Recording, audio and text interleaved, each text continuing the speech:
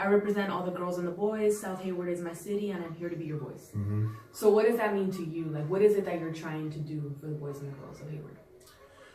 Well, just what I said was, give them a voice. I mean, I kind of like lay that out in the very first skit, right? Where he's all like, you can ask 20 different people what life is like here, and you get 20 different answers. And then there's 20 tracks after that. So there's 20 different people, 20 different answers. Yeah. But I don't know, like, to me, it kind of bugs me. Like, and same thing with like Oakland too, is like, people say, oh, I'm from South Hayward, I'm from Oakland, I'm from Richmond, Vallejo. And what, like, the first thing that comes to the head is like, oh, you're from the ghetto. You know what I'm saying? Like, oh, you must be this, you must be that, right? And I feel like, I don't know, sometimes all we have is an image, right? And if you take away our image, those of us with low self-esteem are like, that was me growing up, right? I had a hella low self-esteem. So you took away my image, I had nothing. So I feel like a lot of people, and I know this because I know a lot of people, like, to them it was like, well, I guess I gotta be this, I guess I gotta do this, right? Because if I don't, then what am I? Who am I, right? So it's like, I know that's not your real story. So like, that's kind of what I meant, was like, I'm here to be your voice. Like, I know you, right? And like, all the people that I base some of these stories off, like, I got their blessings, so that's why I'm letting you know, like, I'm about to be your voice. And I'm gonna do this for you, so people can understand. Like, they will look at us and just think like, gangster, pothead, whatever, right? And there are some people who that is legit what they do, right? Like, for whatever reason, right? I would never understand.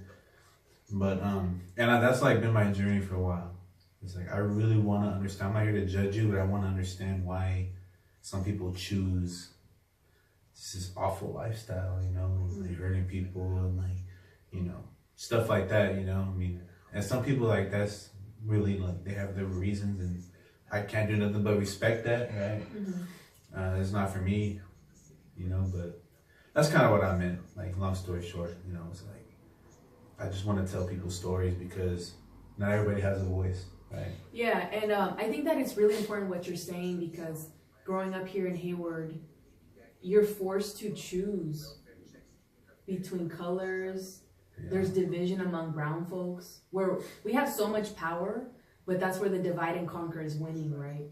You're having to choose. You're being called purple for not choosing. Yeah. There's like there's pressure to like give in to the violence, to do the things that everyone's doing. And then when you read, when you go to school, when you go to class, it's like you're this anomaly. You're like, oh my God, you're actually doing that? Like, you're actually doing what you're supposed to be doing, or you're on this right track, and it's very surprising for folks. But yeah, and it's like, I'm weird in my family, my cousins. Like, I'm an outcast because I went to school, because I turned away their life, right? Like, now I'm not saying I don't love y'all, but I can't be y'all. You know what I'm saying? Like, I got these other youngins looking up at me, and somebody has to show them there's another way. You know what I'm saying? Like, growing up, I always wanted to do better than what I was. We were poor, right? Like, there was 6 of us crammed in a mobile home, right? Like, I didn't want to be in a mobile home my whole life. So I couldn't understand why other family members or friends, they were so content with that. It's like, man, like, I want to do better. I'm better than this. Like, not saying that in a bad way, what I'm saying? But it's like, I don't know. But there's nothing wrong with wanting to get yourself ahead. Yeah, and like, people don't understand that. Like, why are we seen as betraying our hood, our neighborhood, our whatever, right? Why is that a betrayal?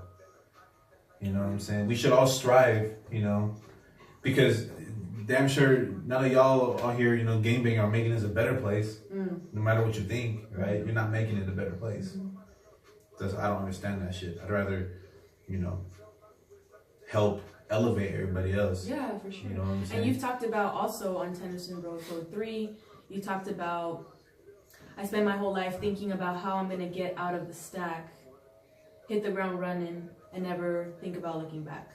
So where is it that you hope to go? With music, with Chubby Pictures Productions, which you're also ahead of? Yeah. Well, it's like, the funny thing is, like, music was never, ever, like, my goal, my career choice. It still really isn't, right? I did that because when I was in college, right, I was in film school. I went to San Francisco State. I couldn't afford my own camera. I was literally the only person in my production class who did not have their own equipment. And San Francisco State sucks, right? Like, they let literally anybody into any class.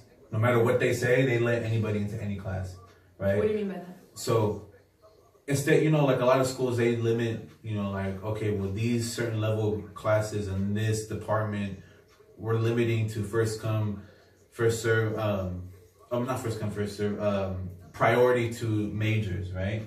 Well, in the film department, they did not limit anybody. Oh, so anybody, like sociology people could like take a film. Class. So it made it hard for you to actually get the classes that you needed to get the class and to get equipment. Because they rented out equipment. I couldn't even get equipment in my own damn department. Fuck. Right? So there was that. So I don't know. I had to sit around and watch everybody create, you know, this like what they thought was awesome, right? I have this thing about film school, like I hate it. What do you mean? They're in it for like, I don't know. I don't want to say the wrong reason, because I can never knock nobody hustle.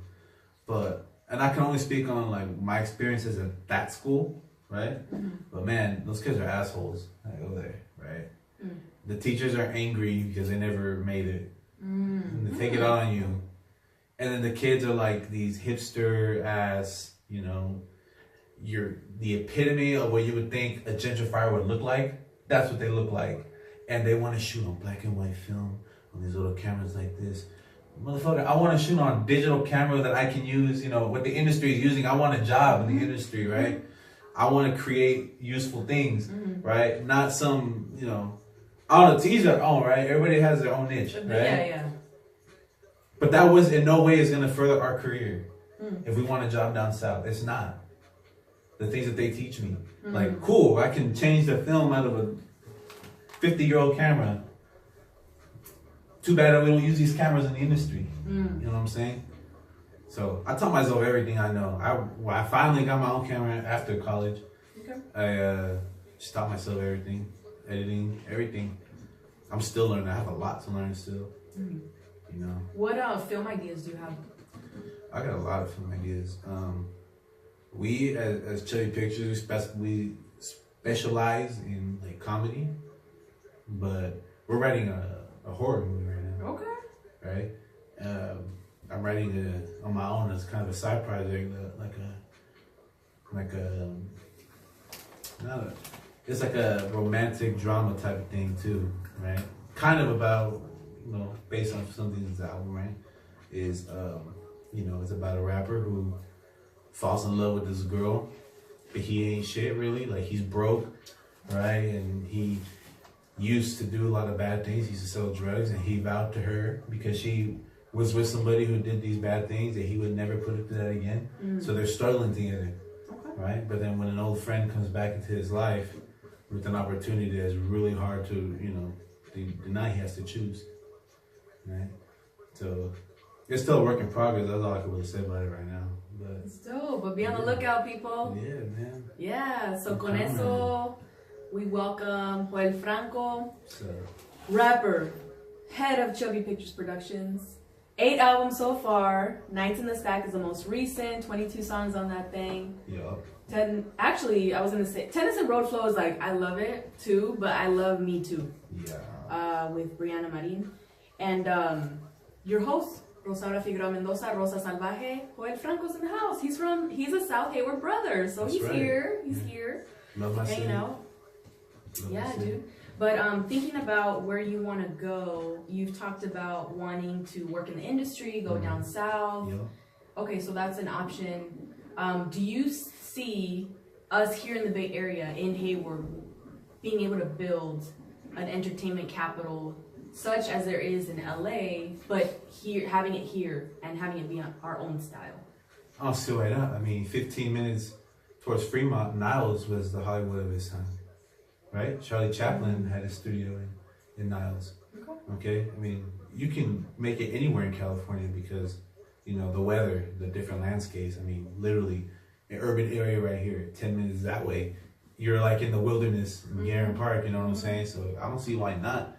You know, it's just about, you for sure aren't gonna get the, you know, the black suits up here to wanna, you know, make it a corporate thing. There's our people here that are gonna say, you know what, I wanna make a movie, I wanna tell stories, and you know, let's get into it. Okay. You know, that's what it's gonna take.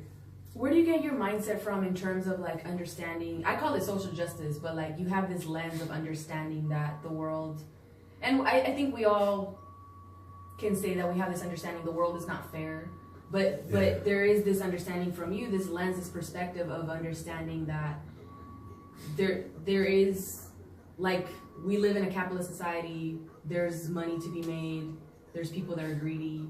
So like, where do you get that from? Just my life. Things I've seen, I've done, you know, that on injustices that have happened to me, you know, and just everything that I grew up seeing, you know what I'm saying? Like, it's not fair, you know, and life won't ever be fair. I don't think it's meant to be, right? I mean, color has something to do with it, right?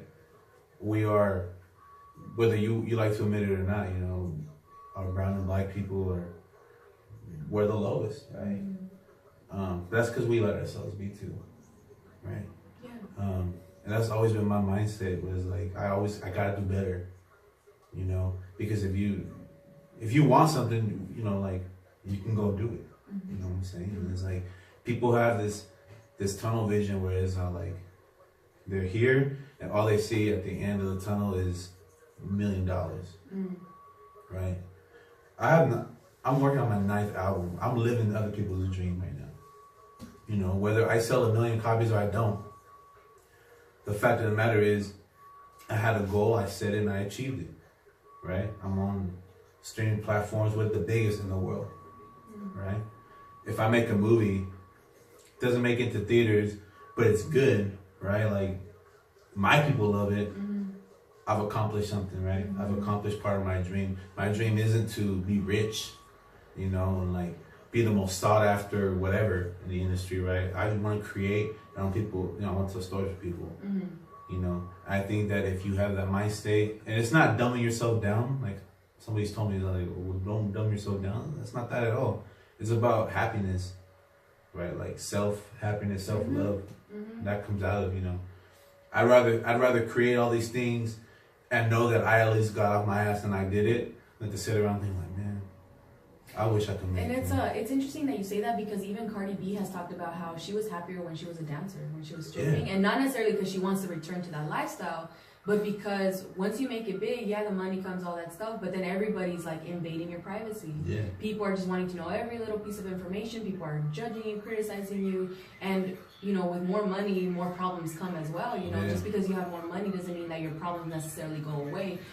In fact, they become magnified. That's what people have said, that once they have made it, it's like, no, actually more people come your way, wrong people that don't have good intentions for you, or may not care about you. You know, they come asking for handouts or wanting the easy way out. Yeah, and like, perfect example of that is like, I'm not famous, right? I mean, I have fans in a lot of places, right? That don't make me famous, right? I'm not on TV or none of that. But the moment, you know, you start doing really good, right, one or two things happen, right? So it's like, when I first started making music, I started with spoken word and poetry. That's how I started, right? Everybody, like, shit, almost everybody of my friends was on Facebook was sharing that shit. That's why I got so many views on my very, very, very first track. It was a spoken word track, right? I started doing more and more and more.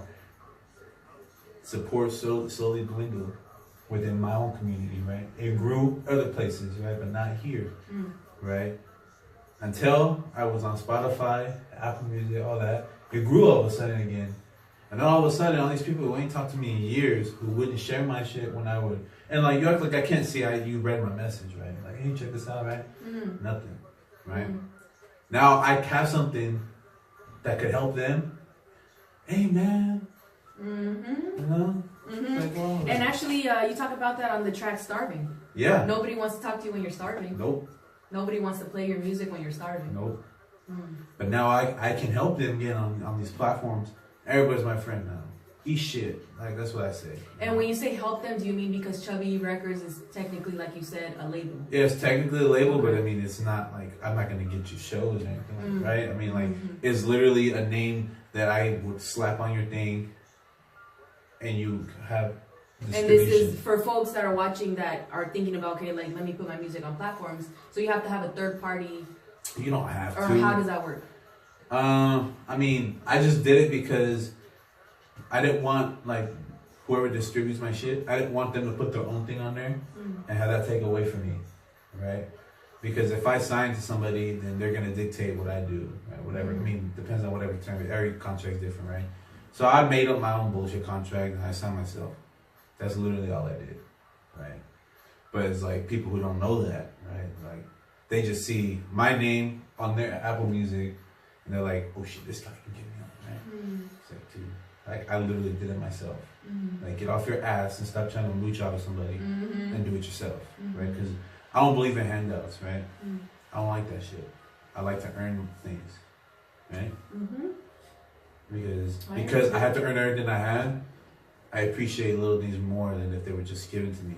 Yeah.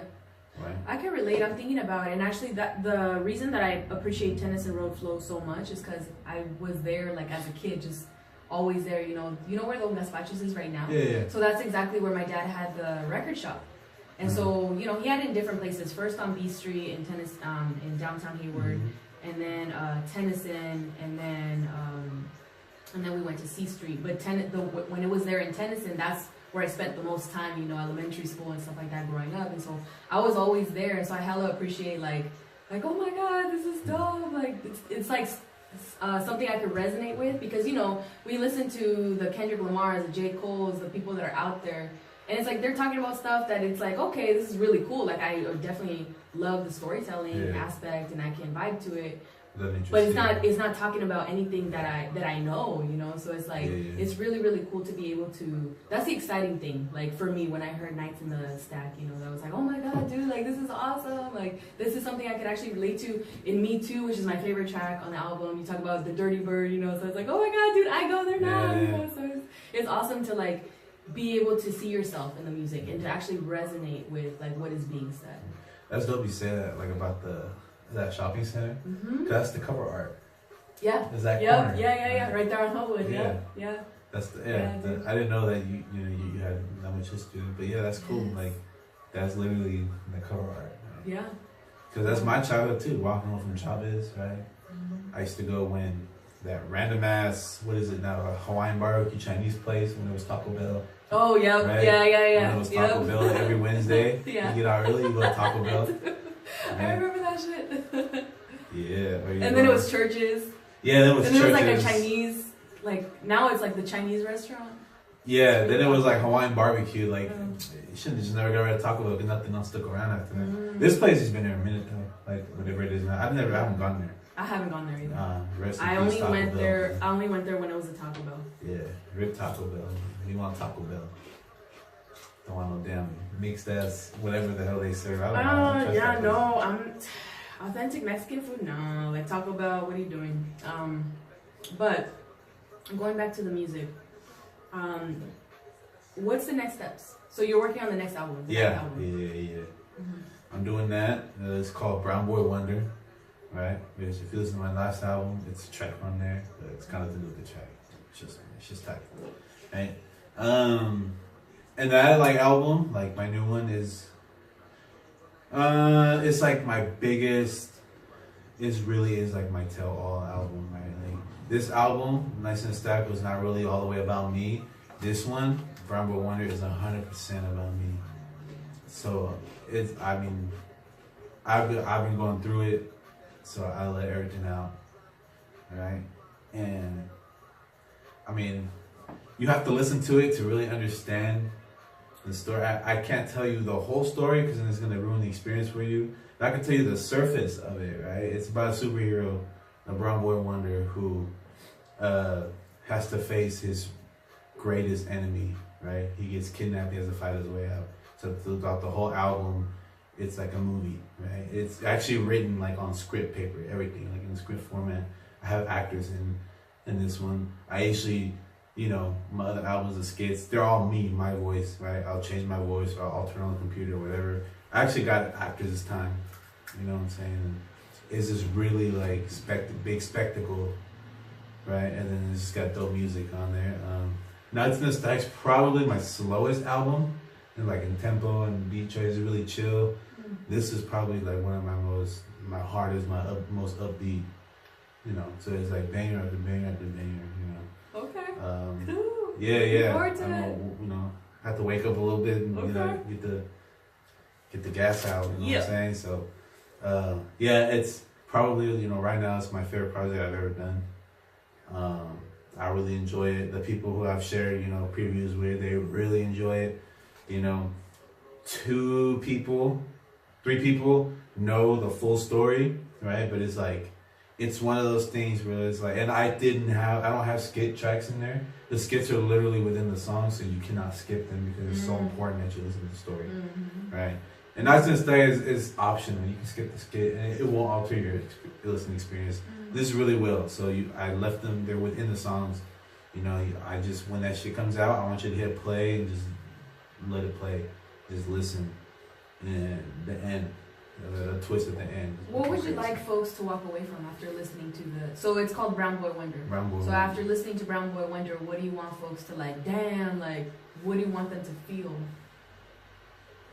That's kind of hard to say without giving it away. But I put it in like really broad terms, and you can take with it, whatever you want. Okay. Is I want you to be able to realize it's okay to be you, and it's okay to feel any way that you might be feeling.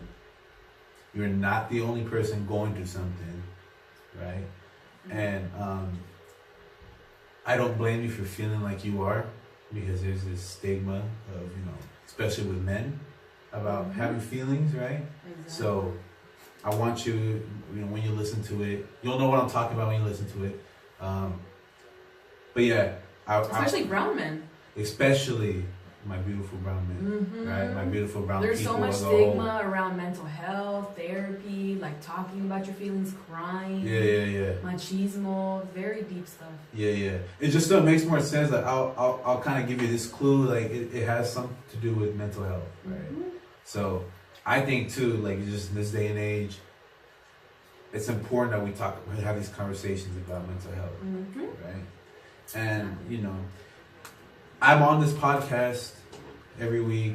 If you listen to it, you follow me on Instagram. No, not the Dish. I'm on this other one called it's called Society Club. Right, I do my boy Devontae Harris. Shout out. If you listen to the podcast, you kind of know what I'm talking about. You kind of can maybe piece together what the album's about, right? Because I go a little more into depth in there, just because of what that particular podcast is about. But as we get closer to the time of the album, I kind of stopped, giving it away. But yeah, it's due out in the spring, sometime in the spring. I have a projected date, but I'm not saying anything. I had a projected date of December 21st. Yeah, we're in January, I was not here. So I don't count my chickens before they hatch, right? So I'm not rushing it at all.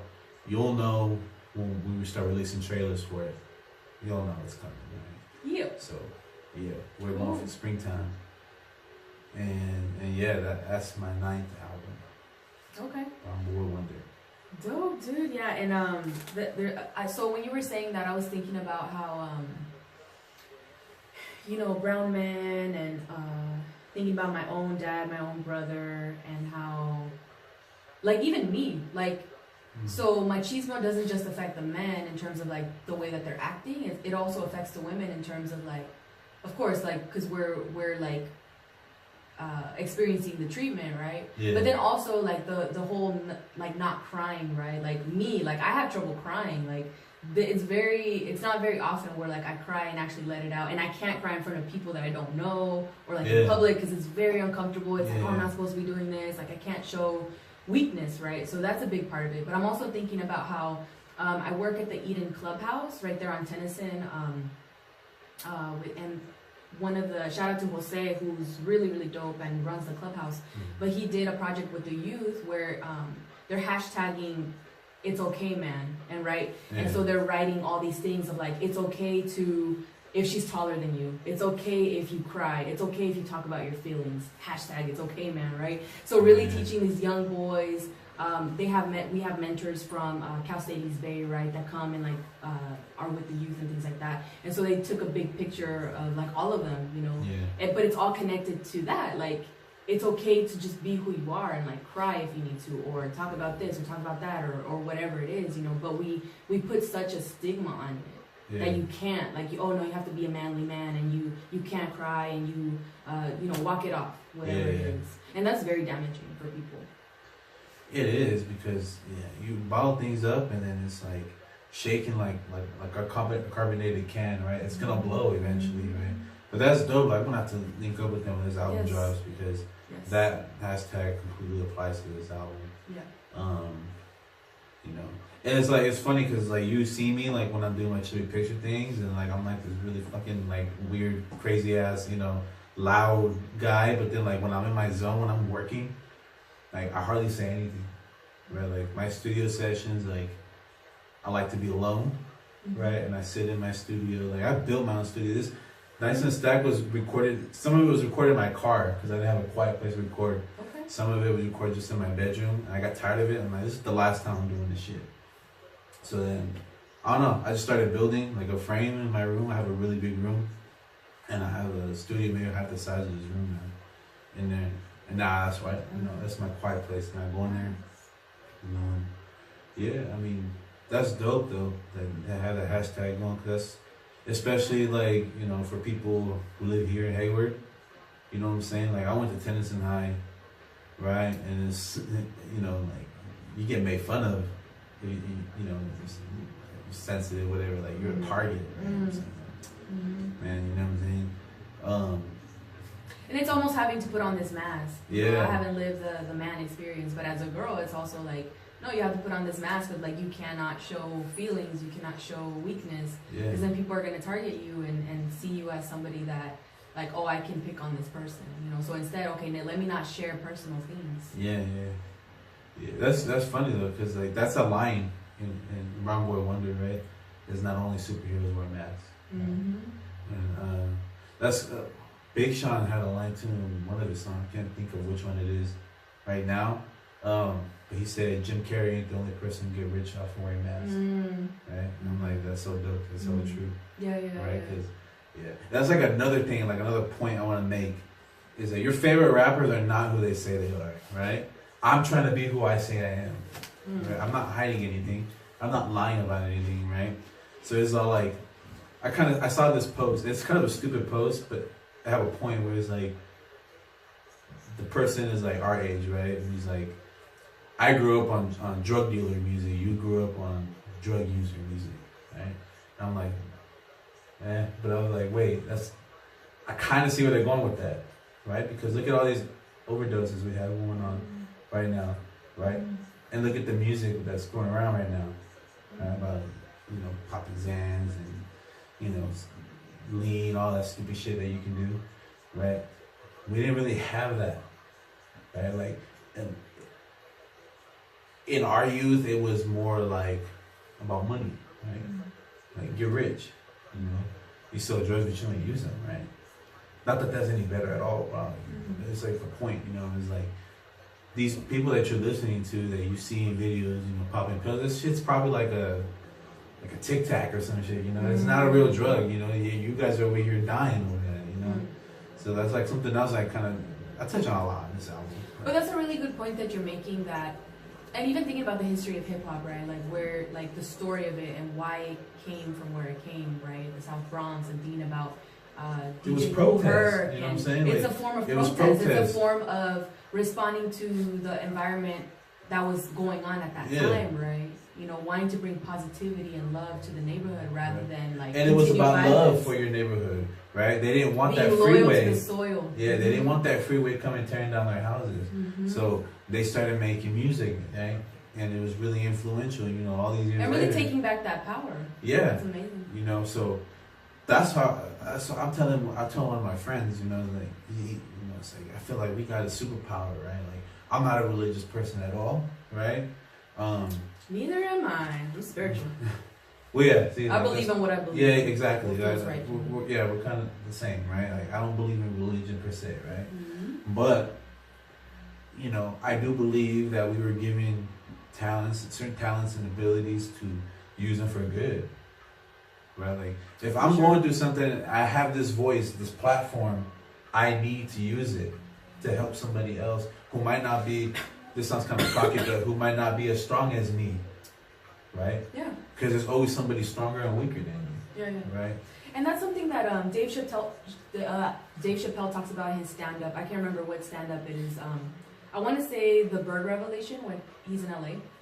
But he talks about how, like, we need to forgive those of us that are weaker than the others and support those of us that are stronger, so that we could all do this together and fight the thing. And for me, when he says the thing, it's the system, right? The system that we're living in.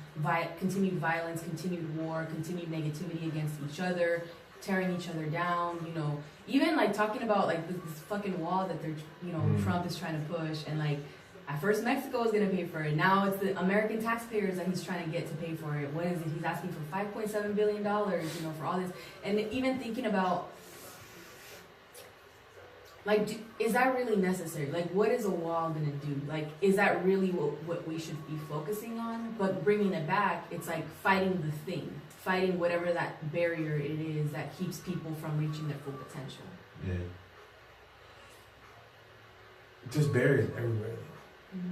Right? Like, no matter where you are in life, you're gonna hit a barrier. Yeah. You're gonna hit a roadblock. You know, you just gotta have the state of mind to get over it. Right? Some things are really hard to get over. Right? Some things it feels like we will never get over. Like death. How could you get over death? Right? How could you stop missing somebody who will never come back? Right? That's like the hardest thing ever. And, you know, because we're talking about one of my more recent ones came out after Madison's thing called Waste, right? And that song is about mourning and realizing, like, man, it's okay to miss you, and it's okay to be sad, but life is not gonna wait for me. So instead of wasting time sitting here crying and being all mopey, I need to get up and I need to go make you proud, because I know that you're watching over me. You know, like, my 2018 is a full of loss. Like, 2017 had a loss, 2016 had a loss. It's been loss after loss after loss for me, right? And so, you know, after, you know, losing my grandmother in April, right? That shit hurt me. That's like my mom, you know what I'm saying? So I wasn't doing anything. I stopped working on that album. I couldn't. How could I? How could I try to move on? How could I just say, damn, you're gone. All right, well, let me get back to this. How could I do that? You know what I'm saying? I lost my goddaughter 2 days after I buried my grandmother. How could I move on? Right? But I had to, and Waste was the first song that I was able to write, and I wrote that shit in like 5 minutes. Do you feel like making music, writing music, it's a form of therapy? It definitely is, right? Especially with Brown Boy Wonder. Like, I've been going through it, I'm telling you, right? And yeah, it's hard, you know. But and like, that's why, like, a lot of people think that I'm really trying to pursue music, right? And it really bugs me that even my best friends still say that shit to me. You know, it's like, oh, well, your heart's in music. I'm like, dude, act like you ain't known me your whole life. Like, since I was a kid, I've been writing movie scripts and shit like that. Like, that's what I've always wanted to do. Music was my way, like I was saying earlier, was expressing myself. I don't think I'll ever even finish that story. I'll start talking about that state. But yeah, I wanted to express myself, right? I was going through things. I'm always going through shit, right? And music was the way. Yeah, life. Music was the way, right?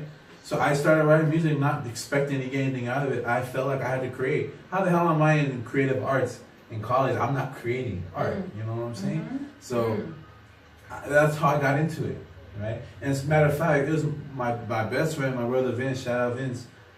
Blaze Avenue, right? Is his rap name, right? Yeah, that's my fucking brother, right? Yeah, he performed at Hella Yeah, he did. Yeah, that's my fucking brother, right? He got me into music, right? Because he was trying to do music, asked me to be on the verse. Because when I walked to his house, I had like this really old iPhone. I typed these random ass rhymes, like freestyles, but not really freestyle. I've never been a freestyler, right? And you know, just type shit down. I showed to him. And sometimes they're hella funny, like they're stupid, and sometimes they were good. So he encouraged me, and I was like, oh, that sounds stupid. I'm like, I'm recording. And he's like, no, come on. We did the song. And from there, it just took off from there.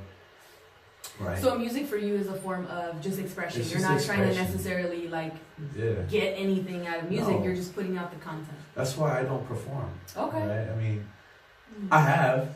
I will. Right? But I'm not on the grind every day looking which club can I come spit at. Right? That's not me. I hate going to a club. Right? I don't like going out. I'm a heavy introvert. Right? I'd rather stay home and create, do my own thing. That's really what I'm here for, right? Okay. So to go out to a club, you know what I'm saying? Like, it's like, I really don't, right? I really don't want to. But you have been to the Dirty Bird. But I've been to the Dirty Bird many times. The Dirty Bird is cool, right? I mean, I'll go, right? But it's not your thing. It's not my thing. Okay. Like, I limit it a lot. Like, I really don't, I don't do that. Yeah. But yeah, man, I mean, my dream, if I could write movies for y'all, man, like, get paid to tell stories, shit. Yes. You know what I'm saying? I know I could do it, of you know, because all my life, my creative writing has been praised. You know, like, I used to do contests when I was a kid, and I won awards and shit. So it's just a matter of, getting over life's humps, And for you, it's writing films. Is it also directing films? Yeah. Okay. I like to direct. I like to edit a lot. Okay. I like Dude, editing, like, you like to edit? I like to edit. That's amazing, because editing, it's a pain in the ass. So tedious. No, it pisses me off. It really does. But because I edit my own shit. Yeah, it's like, stupid. Sometimes I'm like, let me put that shit off. God, it's stupid. With every update, they make it worse. But there's something about it where it's like, I'm accomplishing something, because I know it's hard and it's stupid, and I'm like, all right. But at the end of it, like, I know this shit was tight. You know what I'm saying? Like, I don't know, like, when I did my first short film, The Men of Chai Tea, that shit took me like 2 days. It took us 20 hours. No, I'm thinking about something else. It took us like a whole night, like 8 to 10 hours to shoot this movie, this short film. It took me like... What's the short film? It's called The Men of Chai Tea. It's on the Chubby Pictures YouTube. Not the one that the dish is on. It's called the Chub Hub. With our main page, Chubby Pictures Productions. It's on there. Okay. The Man of what? The Men of Chai Tea. Vince is in that shit. Right? We're like... Wait, is this Chai Tea? Is that a place? It's like the tea. It's literally like the tea. Oh, okay. It's a spoof of... Oh, never mind. Okay, because I was thinking of Chai Thai Palace, which is on Mission. It's a Thai place. Oh, no. I was like, wait, is this a place? It's a play on Tai Chi, which is a martial art. Oh, okay. It's a spoof of old martial art movies. Oh, okay. So the sound's not synced up. It's fucking awesome. And I've been watching Bruce Lee movies. That shit's way up. This shit's way better. Trust me. This shit's awesome. Right?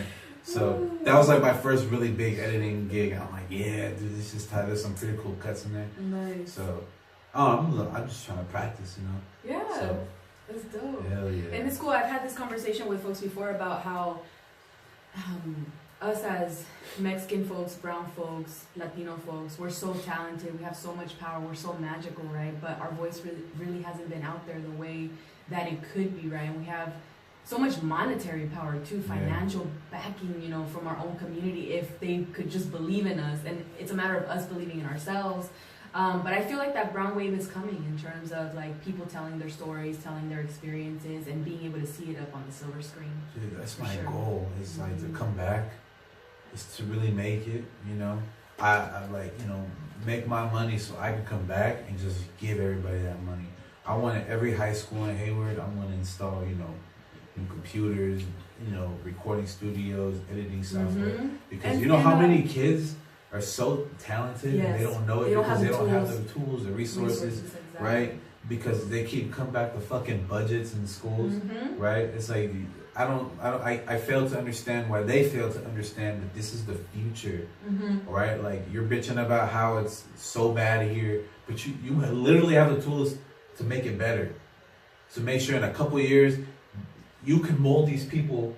Right, and to be the most creative, right, and to be like we used to like, can Hayward be the next entertainment? Hell yeah, it can, right? The Bay Area is a really sought after place, right, to make movies and stuff like that. So.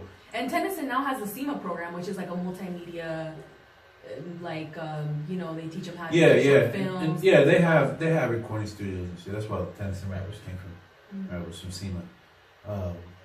But then again, it's like I don't know. I've never even been in. I went to that school. I've never been in their street. I don't know if anybody can use it though. That's the thing. It's probably just for students. Yeah, I could be wrong. Yeah. I'm not sure. My sisters were in SEMA, so I know that, you know, and I have a lot of friends that were in SEMA when I went there. So I know that it exists, but I don't know if it's just limited to. Yeah, it's definitely my goal to. I relate to what you're saying about like making money and being able to give it back.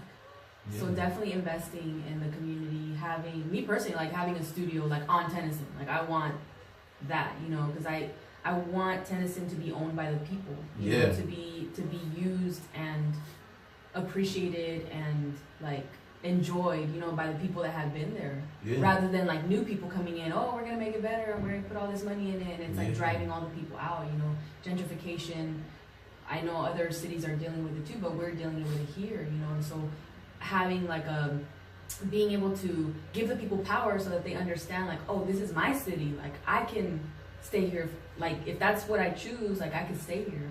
Yeah, you know, and that was like my whole thing. You know, it was like, well, construction going up in Mission on the hills. You know what I'm saying? Like there's so much that you could build there. Because those houses you build, they're not for us. We can't afford those houses. So who's it for? Right? They're more gentrifiers coming in here. Congesting Mission even more than it already is. Right? That's like my whole gripe was with Mark Salinas, right? Because he had those photos come out of him with contractors and shit up there, right? And that pissed me off. Because, that pissed me off. Because I was gonna vote for this Latino man to come in and put a little color, right, into our city. But he ain't no better than the white man, right? So that's what I'm saying. It ain't about color. If there's a white man that's willing to come in here and really be about the people, then why wouldn't I vote for that person? I don't care about color. I'd rather it be, you know, a brown brother like me. But at the end of the day, sometimes, I mean, there's black people who voted for Trump. There's Mexicans that voted for Trump. The fuck does color have to do with anything? Right? I actually approached him about that shit. Right? He was going door to door when he was doing his campaign. Came to my girl's door. I would happen to be at her house. Didn't know who the hell he was at first, right? He asked for somebody who wasn't home. I was like, oh, I'm not home. Handed me a flyer and he's like, oh, you have any questions? I'm like, no. I don't know who this guy is, right? I don't even live here. And then when I finally looked at the flyer, like he said his name, I wasn't paying attention, to be honest. I was hella hungry. We were about to go get some Chinese food. That's what I wanted to do. I thought about it. I'm like, holy shit. That was him. So I ran outside to go find him, and there he was. And I told him, I was like, what's up with that picture, yo? Like, you know? And he told me that it was houses, that because of the fault line, they can't build much up there. He was looking to build parks, whatever, right? I'm like, okay, that sounds good, right? We need parks, we need community centers, right? Like, I'm pissed that they tore down Kaiser. That could have been a community center, right? That's what we need. We need people, places for kids to go get off this damn streets, right? So many things you could do. Like, if you got the money, why the hell would you build houses? I told him that. I was like, them houses ain't for us. Who are those houses for? He said, no, but I grew up in Hayward. I have all this history here. So I believed him until I seen another damn picture. Like a couple of days, I'm like, I'm not voting for your ass. I voted for the lady who's still in Hayward, mayor. Fuck it. Barbara Halliday. Yeah, there you go. Fuck it. I'm not voting for him. Why would I? And sometimes we're giving these choices that it's like, really? These are the choices that there are? And it was so hard because I had to go against somebody who looked like me. It was hard. I don't like doing that. No matter what anybody thinks, I don't like doing that. It's not right. But I got to put, you know, kids that I'm going to have, they're going to be here. Maybe, right? Depending where I'm at. You know, I have siblings here, you know, friends. I need to put their interests in perspective too, right? And I love my city too much for it to be overrun with techies and people who really don't belong here coming up in those hills, those beautiful green hills. Yes, right? Green and gold, dude. Beautiful. No, I want to look up in my Mission Hills and still have it just be untouched, right? I hear you. And I hear you, if some people have their way, it ain't gonna be like that. Yeah, I like going up there to Cal State East Bay where And it sucks that you know, you can go to Garrett Park and you go to other places, but there's a really, really cool spot that I like, and I park right there where the dorms are. It's like the parking lot for the dorms for California. Oh yeah, no, I know that. And you can walk through the little trail, and it's beautiful, but it's not necessarily open to the public unless you go on the weekends or whatever. But you have to have a permit, like a parking pass, to like actually park there and things like that. But that space is so beautiful to like go and walk up there, and you know, people trash it up. Yeah. I don't know if it's because, you know, sometimes I wonder, it's like, is it people from Hayward? Is it just the students that come up here and they don't give a shit, you know, about like preserving the space? But I like going up there to like meditate. You could look at all of Hayward. You could see across the bay. You could see the 92. You could see San Francisco. Yeah. You know, it's beautiful. So it's a really cool space to like really just think, you know, and breathe. And there was this time that I was coming up from the hill, because I've gone on like jogs, like down the hill, up the hill, and then there was this dude that was coming up. I was walking up the hill, and the dude was coming up from his jog, and it was this, you know, guy, this white guy, you know. I wasn't gonna say his race, but it's like, it just struck me, like, what he said after. I was just like, man, I'm like, what the fuck? Yeah. He was like, yeah, one day I'm gonna own all of this, and I wanna basically, I want it to be mine. And I was just wondering, like, are you even from here? Like, probably who not. are you? People like, from here don't think like that. Yeah, it's like, where are you coming from? Like, this is really strange that we're having this conversation right now. Like, it was very strange to me. So, and it also like was an alert, because it was like, who are you? There's people that really think like that. Like, I want to own the land and like I'll own all of it. Okay, once you own it, what's your intention? Like, yeah, what is that? You know, it's very strange to me. So make room for more people like him. I don't want to think like that, but at the same time, it's like, that's why I want to get my money, make sure that I can pay my bills, I can take care of my family, but then also care about the community where I grew up. Yeah, you know, I'm not trying to hurt it. I want to preserve it. That's why, like, Jose, he gave me, you know, Montes, when we know, right? He interviewed me about Tennyson and Stack, right, over the summer. And one thing I said in that interview was, you know, how, kind of going back to what I was saying about gangbang, how it don't make sense. Like, I love my city so much, I'm going to destroy it, right? I love my city so much, I want to come back and make it better. I want to build things, but not houses, right? I want to build, or if I want to build houses, it's going to be houses that I'm going to give to people who really need them, right? I'm not going to sell them for $1.2 million. It's a little piece of shit, right? I want to come back and put, you know, like I said, studios and schools. You know, I want to run film workshops, you know, music workshops for the kids, right? That's gangster shit to me. That's real shit, right? I don't want to say, I love my city, I'll kill you because I love it so much. I never love something so much I'm willing to kill somebody, you know what I'm saying? Like, I love my mama, right? I don't want to kill her because I love her so much. It's stupid, right? That shit don't make no sense to me. Hashtag logic. Use your logic, people. Come on, man. Use your brain. Gangbanging is the stupidest shit you can do. One of the stupidest shit you can do. There's probably dumber things, but yeah. It's such a shame because, you know, for example, my favorite color is red, but we couldn't wear red when I went to Mount Eden. Yeah, it was banned. A color is banned, you know, because it's ridiculous. And it's ridiculous because it's like, wow, I can't. Like, again, going back to the division, we have so much power as brown people, as Mexican people, but we're divided. You know, you're forced to choose colors. All that money these gangbangers make selling drugs and shit, for what? Use that money. Show us you love us, and right? Which, we selling drugs, you don't love us because you're killing us, right? It's just it's a deadly cycle, right? There's nothing good about that shit. Yeah. I'd rather bust my ass, I work in construction, build houses I can't afford, but at least I know my money's clean, right? And I talk about this in Brown Boy Winter too, is like, you know, I think I mentioned it in Nice and Stack too at some point, is, you know, like, people like that, they make us look bad, right? Like, if you go on YouTube and you search up, like, you know, South Hayward rap or some shit, it's some 40-year-old asshole who is a banger, yet I've been around the streets, I've never seen this fool in my life, right? Nobody, it's just an example, right? Like, you know, and that's what I'm saying, that's what, like, you know, my friends are telling me about that album in particular. Like, you better be careful with that shit, you know, because, and that's where I got, you know, like, images, everything we have, right, is because, like, Jose was telling me that he was, you're about to take that away from some people with the things that you talk about, right? They're about to lose. People are going to be able to see right through them, right? Because you're going to know people, like, what the people you're talking about, right? So, that's like, to me, like, gangbang is fucking corny to me, right? That shit's hella corny.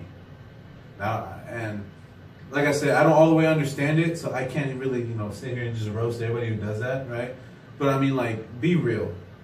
You're old enough to be somebody's dad. Yeah. And you expect me to believe you're out here running around with those youngsters? What? I would not. I'd laugh at people like that. But I think it also goes back to maybe what you were talking about in terms of like the whole concept behind Brown Boy Wonder of like be you.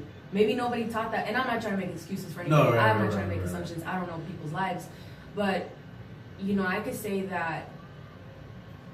Yeah, like the thing that you're talking about.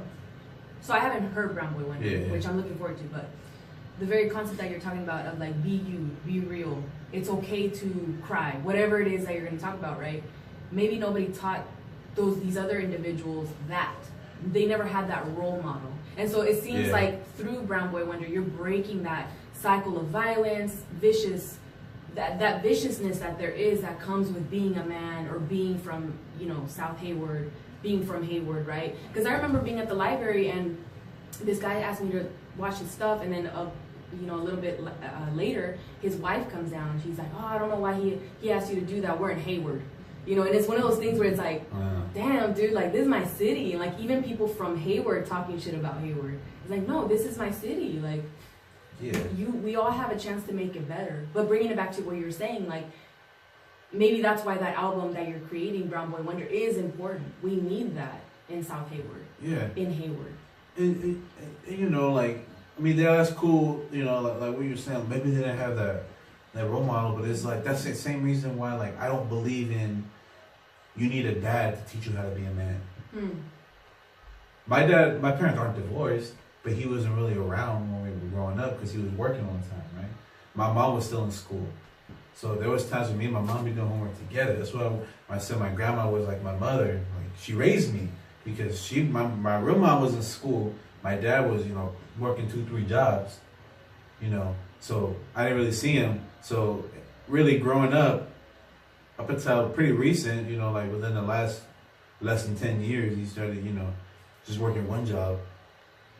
I had to do things myself. I went through made my own mistakes, right? I knew how to be a man. It's just something you learn, like, on your own, right? Can't nobody teach you how to do that. It's like the same bullshit excuse, is like really religious people, like, they're like, they believe that you can turn someone gay straight. Or the same thing, you can make a lefty use the right hand. That's just who you are, right? You have that mindset. So I had the mindset, like, I want to be a man. I want to be, respected and shit like that. So I did whatever I felt like I had to do to achieve that. I did dumb shit, right, that I shouldn't have done. And I learned from them, okay, I don't feel good about this. This shit keeps me up at night. It's not right. I ain't gonna do this. So there I was, 14 years old, 15 years old, looking for a job. Supposed to sit around the corner, hey, I'll cut your grass for $20, something like that.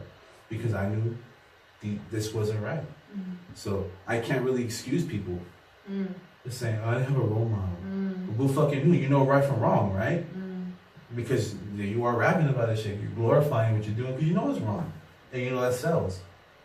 Right? And hopefully that's going to change soon. Right? Yeah. So that's the same thing. Like, this point I keep making throughout this whole time we've been talking, it's just like your mind state. Like, you have to have a mind state that will allow you to want better, to be happy. Nobody can make you happy but yourself. No significant other, nothing. Like, you can't even really be in a relationship if you don't love yourself. So for you, you're saying that you don't excuse people that say, "Oh, I didn't have a role model. I didn't have this. I didn't have that." For you, when you were deciding at 13, 14, 15, okay, I want to be a man. I need to do better. Where did that come from? It came from seeing, watching movies, books. Right? My role model. I felt like, I love my dad as much as I humanly can, right? But I looked up to Walt Disney, right?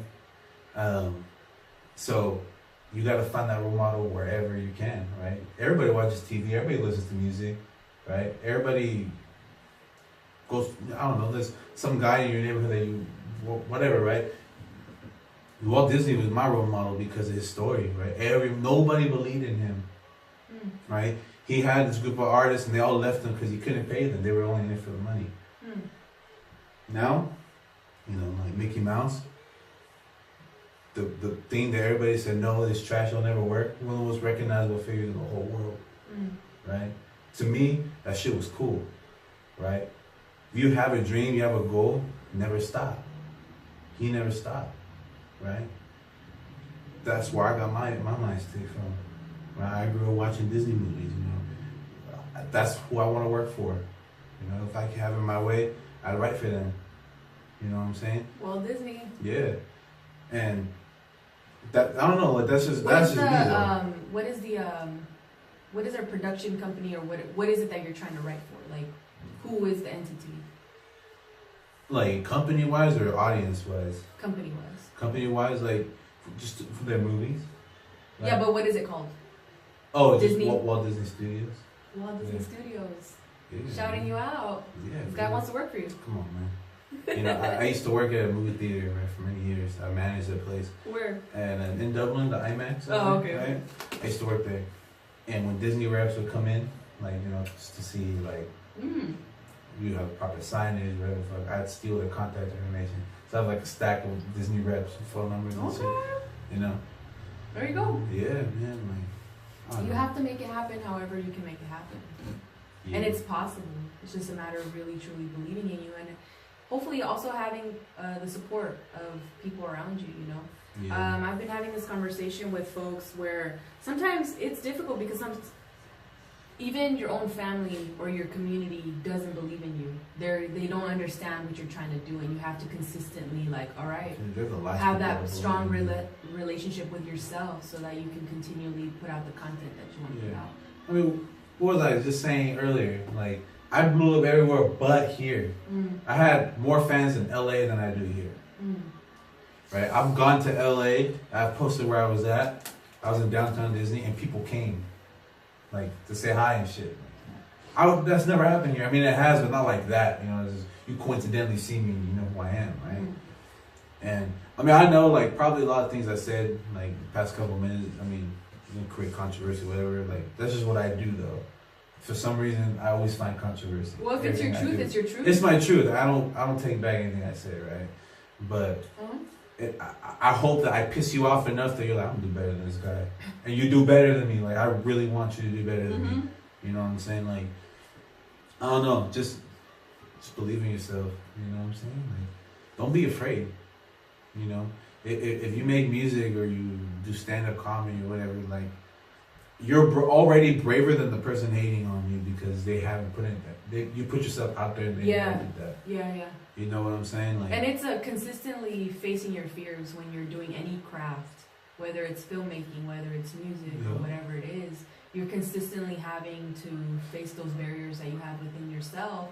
And again, sometimes people are not going to understand. They're not going to get where you're coming from. Right. But then they'll see you're setting trends in some ways because you're putting something out that's not out yet. You're creating something out of nothing. And I think that people are scared of that because then it forces them, like you said, to like, oh shit, like I'm not doing anything with my life. Like all I'm doing is blah, blah, blah. Yeah. And that person's actually doing it. They're taking risks. And they're afraid because it's like, fuck, that means I have to get up out of wherever mind state I'm in that's keeping me back. And I have to actually do something. And you have to put in the work. Yeah. It's a lot of effort, but in my mind, it's worth it. Like, I am not cut out to work a 9 to 5. Maybe. There's something else that I want to be doing in terms of like traveling the world, writing, dancing. I want to learn how to DJ. There's no reason why I can't. That's why you were actually sharing on Sundays. Y'all have Chubby Picture Productions has a. We all meet up. You all meet up. Create. Yeah. And so you're saying that that's open to the public, to like. Yeah, for now it is. Well, it's always been us, right? Okay. We go to if you keep up with the channel, Isaac, right? He's like one of the younger guys. He's my cousin. We're all related except Josh and Jose. We're not related to them, but me, Isaac, Ruben, and Nano, we're related. Isaac's technically my uncle. Okay. And Nano, Ruben are brothers, and they're my cousin. Okay. Right? Cool. So, so it just be our time, and it's time because I threw all these people together who don't really kick it like that, and I force them to make relationships. I can't teach you on-screen chemistry, so I need you to have chemistry in real life. So that's what we do. That's how the dish came about. Was we needed to do things together, simple things, to get used to each other's presence. Everybody's personality, see who meshes, who doesn't. That's what the purpose of that was. But yeah, right now, hit me up. Like if you want to create, anything, like we're taking people right now. You just gotta be willing to be patient. Things ain't gonna pop off immediately, right? But they will. So if you want to come work, just work. We work for free. That's the thing. Not for long. Not for long. Not for long. But let's put that out there. Yeah, not for long. But for right now, yeah. Just come with a dream. That's all. That's all we ask. It's your requirement. Onésimo C. Vigil, he wrote Chicano Millionaires. It's about financial literacy and all that stuff. And he talks about how hard work and consistency equals results. So if you're consistently putting in the hard work and it's consistent, consistency is the key, and you're doing the grind work, in anything that you do, even if it's stuff that you love, like editing, there's still like, goddamn, it's fucking annoying and frustrating, but you have to do it. If I want to make HayStack Mujer TV happen, I have to edit. So that's going to equal results at some point down the line. There's no reason why it won't. It's simple math in a lot of ways, So consistently doing it. Yeah, and like what people don't understand too is the work we're doing, it's going on YouTube, but it's a portfolio. So if you want to get a job acting, right, it's in your best interest to come act for free, because now you have something to show.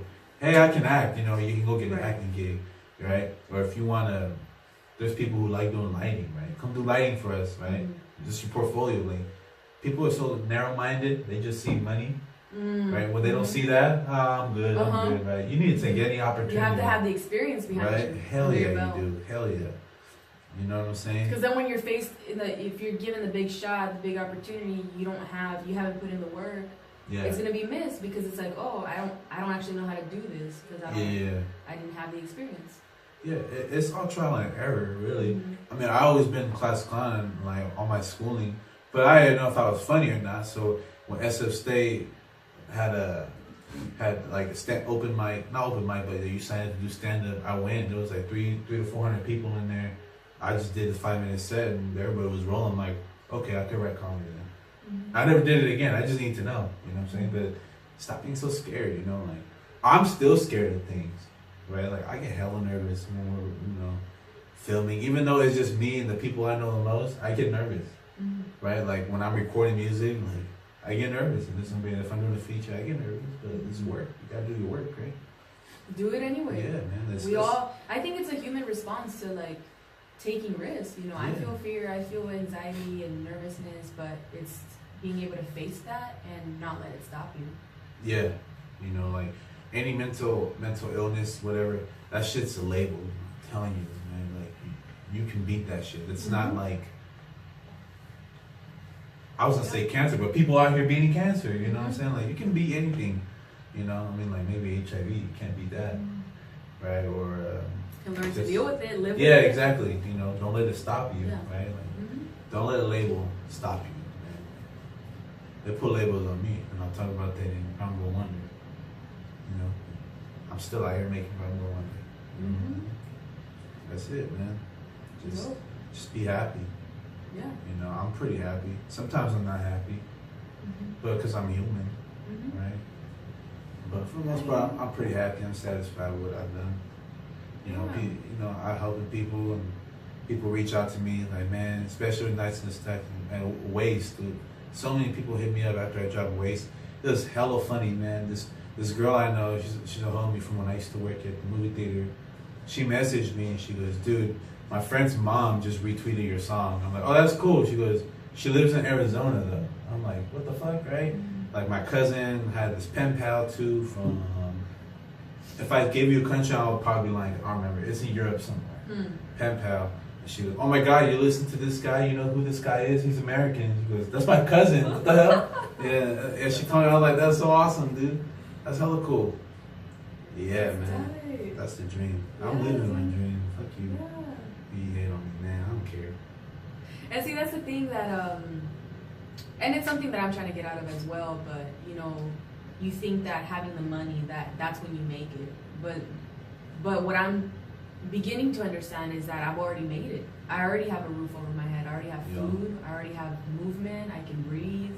I can speak. I have my brain that I've cultivated over years and years. You know, I've had to deal with depression, anxiety, and I've gone over that with different coping mechanisms, you know, and so learning to deal with that. Being fucking afraid of like talking to people, but like having it now be natural and something that like is manageable, right? So all of that, it comes with time. It comes with like understanding. Like you're already blessed. Like I'm already blessed. You're saying that you're already happy and blessed. Like we don't need more. But honestly, we do deserve to get paid our worth. You know, like we've put in the time and the effort so far. So why not? Like there's plenty of money out there. Why not get paid? You know what we're worth and what we're asking for. So dude, thank you so much for coming through and for being here. Of course. So one of the things that I like to do as a final question. And I feel like this is like we'll be doing follow-up interviews, especially when Brown Boy Wonder is gonna be coming out, you know. But you're saying that sometime in spring, so we're gonna be looking out for that. Brown Boy Wonder, 9th studio album, Franco. That's right. So then one of the questions that I like to ask folks is, and this is inspired by the Zapatistas from Chiapas, Mexico, right? And so in 1994, they stood up and they were like, fuck the Mexican government, they're fucking everybody over, like we need to start our own movement and just say no to everything, right, that they're doing. And so one of their concepts that they have is that in a world where many worlds fit, they want to build that. A world where many worlds fit, meaning just coexistence. People being able to be who they are and us being able to help each other out, you know, building community. So in a world where many worlds fit, what would you personally want to create in your world? What do you want to bring in?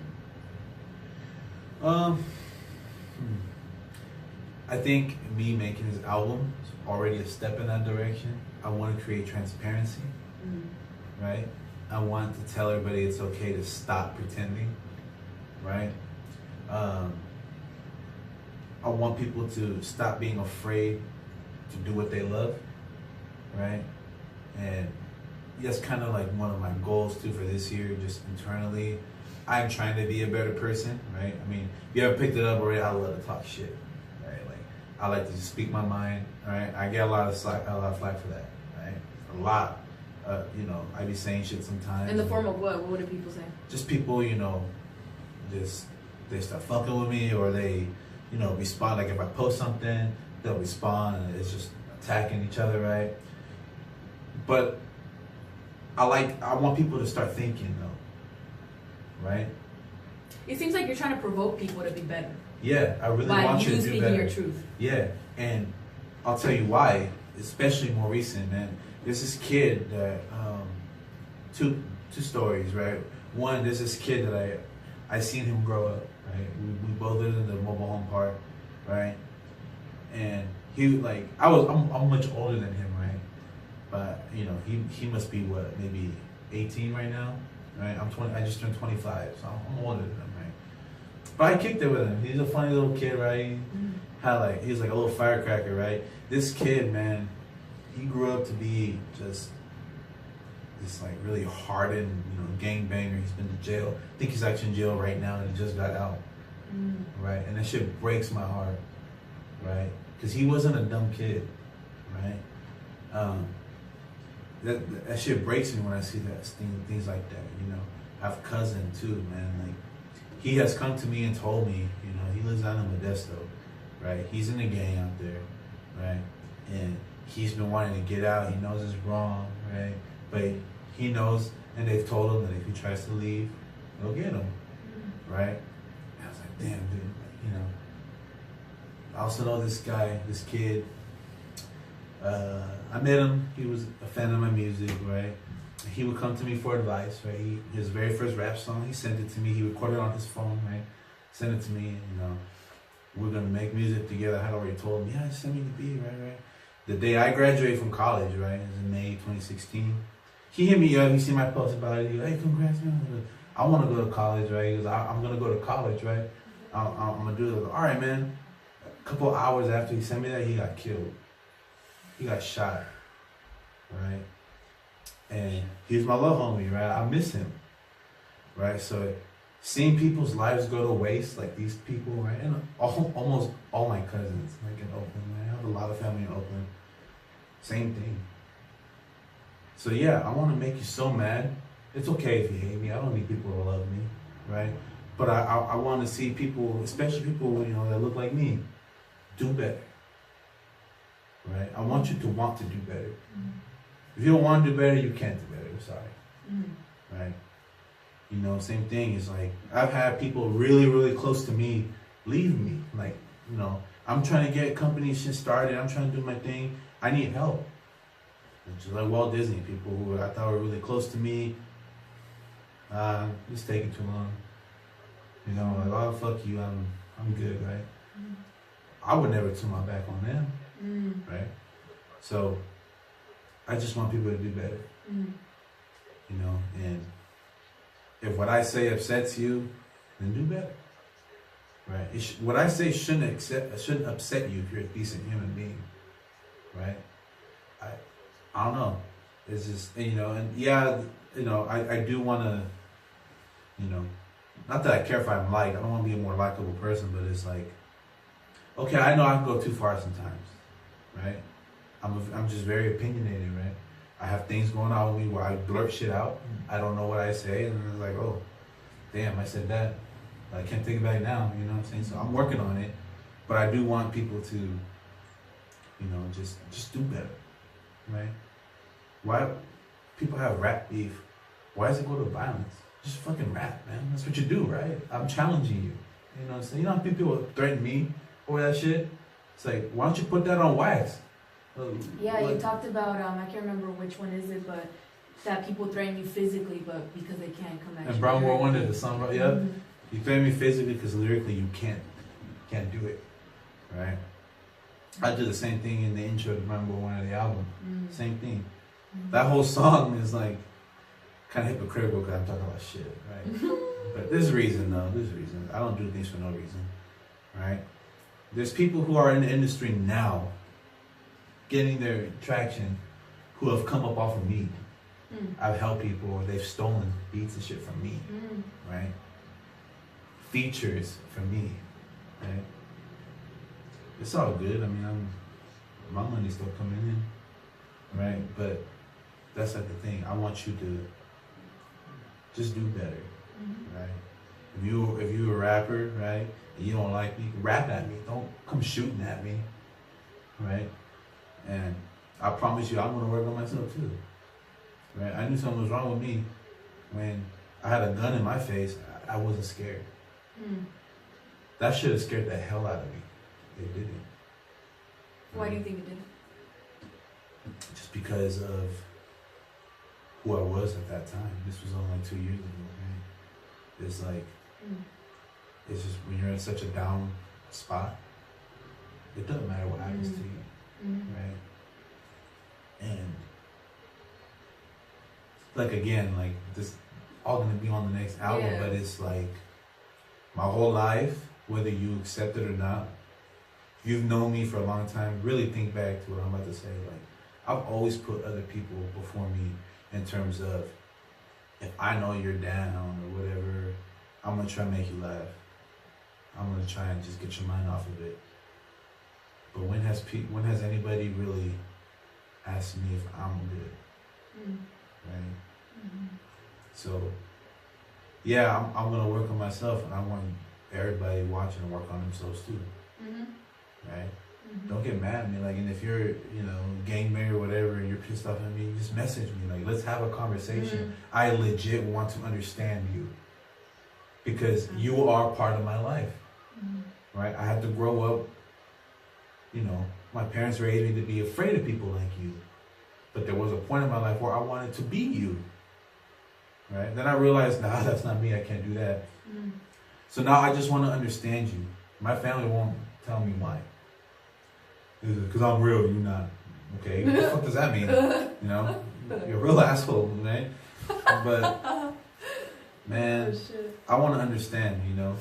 And that's what I was hoping Nights in the Stack would do, was trigger conversation. And it did, but I didn't get my answer yet. So hopefully, You haven't gotten your answer as to why people gangbang? yeah, why they take pride in doing such shitty things, right? Like, I'm starting to think like, do you even really know why you do these things, right? But that's it, really. I mean, I want to create, kind of wrapping up your question. It was a long answer, but yeah, I want to create a space where this community can start to feel like a community, where somebody who lives down the street from me isn't willing to hurt me, and I'm not willing to hurt them. You know what I'm saying? I want to be able to, like I said, love in the stack, right? This place is so beautiful, right? It can help beautiful things happen, but it can also be, what's the next skit, right? It can also be this really dark place. So. Yeah, dude, and I appreciate you sharing that. And again, you being from South Hayward, you have this lens, right, that speaks on folks that are in the streets, and because you have family there, right? And you've been around that. I've been around that in terms of, and it's interesting that you're saying that people that take pride in doing shitty things, right? And I remember there was a point in my life where I felt like, oh, like I'm not choosing a side, or I'm not, because I had folks that like. Again, like I never chose a side because it's like that's not who I am, but I felt bad about not choosing a side in terms of being a norteña, being a sureña. But then looking back, it's like that's not who I am. Like my parents did not raise me to be out on the streets, and I wasn't out on the streets. You know, when I was in school, come home. When I started working, school, KFC, come home. That's it. I didn't really go out, but there was this place of like. You're not real if you're not out on the streets. You're not real if you're not doing drugs, if you're not going out, staying at odd hours of the night. You're not real if you... And they hit you like, what do you know then? If you have goals and aspirations and you're doing well in school and you're reading, like I had some, like a friend, like a close friend, like I used a word and she's like, why are you using those big words? Like, why are you trying to... And it's like, oh, dude, I'm not trying to stun on you, like... That's just what naturally came up because that's my vocabulary that I built over time. Like there's like, why is it wrong to be smart? Especially as brown people, like we're fucking smart as hell, but it's like being able to flaunt that and show that is like looked down upon, So you're whitewashed when you do that shit. Yeah, if you speak proper, it's like, come on. But with that, it's like, dude, I want to thank you so much. We're actually, this is the first of many interviews. Definitely when Brown Boy Wonder comes out. Want to do a follow-up, after I listen to it and things like that. But con eso fue Franco. So, rapper, head of Chubby Pictures Productions. Yep. He's working on his 9th studio album, Brown Boy Wonder. Yep. South Hayward brother, here.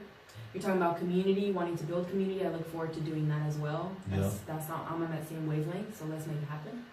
But con eso fue Franco. Thank you. Peace. Man, much love.